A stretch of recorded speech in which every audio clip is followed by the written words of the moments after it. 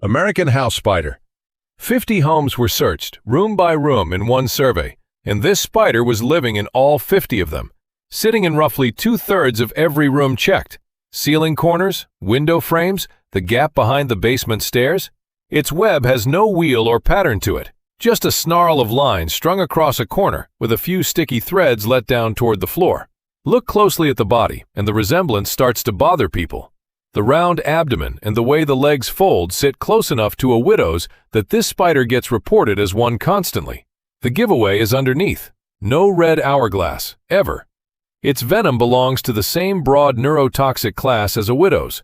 The bite is documented as no danger to a person at all. The hunting is stranger than the web suggests. When something lands that is too quick to hold, the spider stands off at a distance and flings silk at it, hauling the line back in until the target is bound.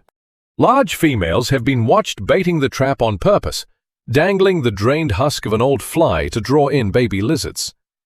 A single female builds more than 12 egg sacs across her life, each holding somewhere between 140 and 380 eggs. Jumping spiders raid these webs.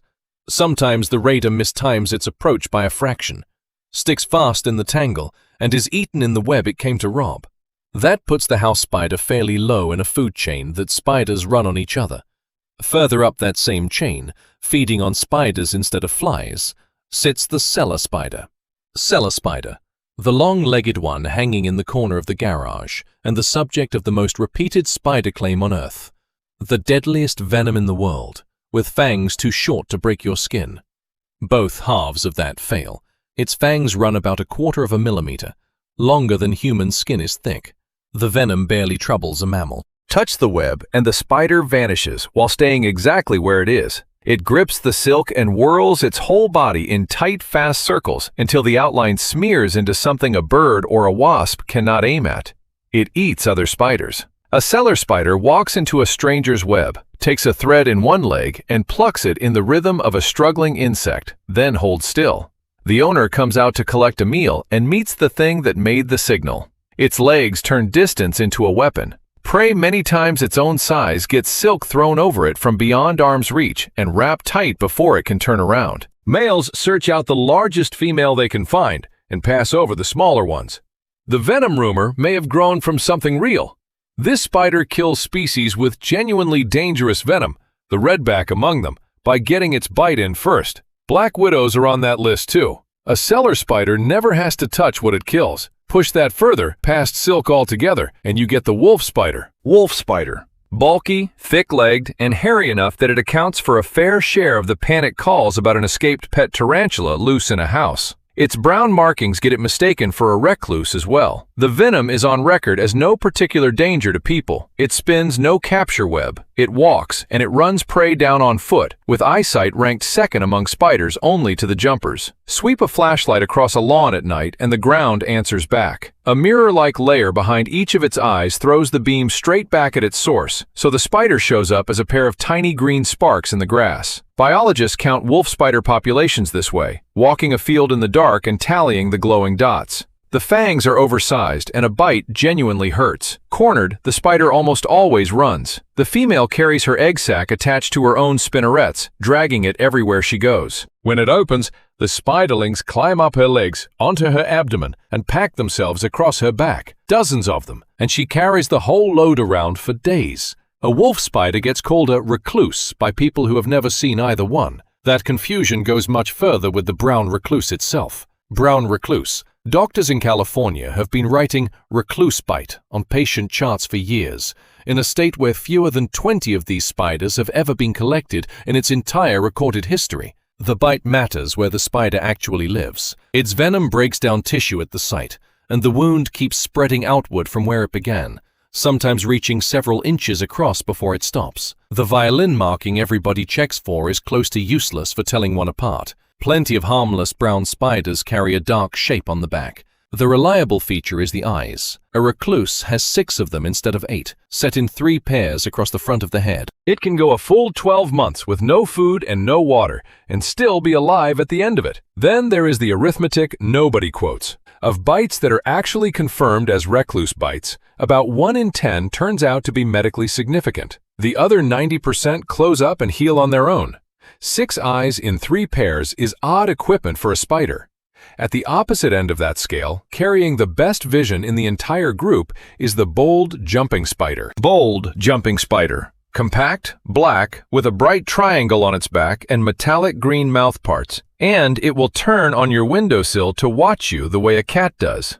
The figure attached to it everywhere is a leap of 50 times its own body length. Detailed motion capture of a close relative measured most jumps at 2 to 5 body lengths, and an earlier study topped out around 4. Before it leaves the surface, it tacks a line of silk down behind it. Every single time. A missed leap means dangling on the thread and climbing back up. A defensive bite from one feels about like a mosquito. The female seals up to 170 eggs in a silk shelter and stands guard until the spiderlings walk out on their own. The attack changes with the target. Against a looper caterpillar, it comes straight in at the head from the front, where the thrashing body cannot reach it. Against a fly, it circles behind, creeps in from the blind side, and jumps before the fly registers anything at all. All of that is done on foot and by eye. The black widow feeds without moving from her corner. Black widow. By the highest published comparison, her venom runs up to 15 times more potent than a rattlesnake's, drop for drop, and no confirmed black widow bite in North America has killed anyone in decades. She hangs upside down in a loose, messy snarl of silk under a step or behind stacked firewood.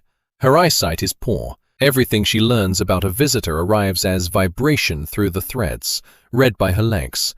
The silk itself is worth a moment. Strand for strand at the same thickness, it pulls against steel wire. A serious bite works through the whole body, cramping muscle pain, nausea, and a tightening of the diaphragm severe enough to make breathing hard work. The name came out of an assumption. Females were said to eat the male after every mating. In the wild, most males finish, leave, and go on to mate again. The eating shows up mostly in glass enclosures, where the male has nowhere to escape to. A widow waits in one corner for her whole life, so almost nobody gets near her. Yellow sac spiders are the opposite kind of neighbor, and they bite more people than any other spider in North America. The yellow sac spider. Pale, small, easy to miss, and out on your walls and ceilings after dark every night, hunting on foot instead of sitting in a web. Most of its bites happen because someone rolled over on one in bed or pulled on a shirt it was inside. For years it was listed beside the Recluse and the Widow as one of only 3 spider groups in North America worth calling medically significant.